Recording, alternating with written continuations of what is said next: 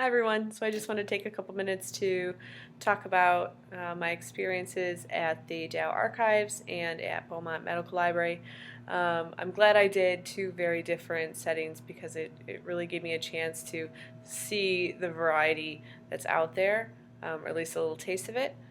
The Dow Archives are a pretty established collection, so they're really not collecting any more new materials.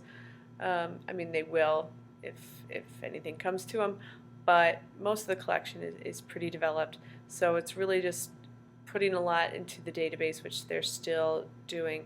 But overall, the setting was really beautiful. Um, I mean, the archives themselves are in the old playroom, and Eldon B. Dow's old trains are set up all around the room. There's toys in the cinder block windows. So it's fun colors, really beautiful design. You're in the middle of the woods. It's very serene. It's just a beautiful setting, and it would be a great place to work, I think. That being said, there's only one full-time archive employee, so the likelihood of working there may be a little bit slim. And I was most surprised in this situation to find out that Mary Lou did not have a formal education. In fact, she didn't even have a bachelor's degree. So, that was just kind of surprising. She did learn everything she needed to know on the spot from the previous archivist. Then going to Beaumont, it was a completely different world there. Janet has her Master's of Library Science from Wayne State.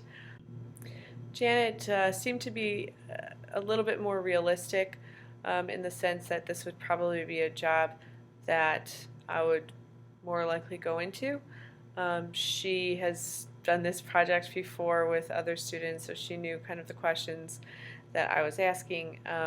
She had a lot of input. She had a lot of great advice about how to really make the most of our graduate career, learning to research and networking, selling yourself, learning how to sell yourself. That was one thing that I was most surprised to learn is that a lot of the physicians and nurses and people in the hospital didn't even realize the library was there for their use.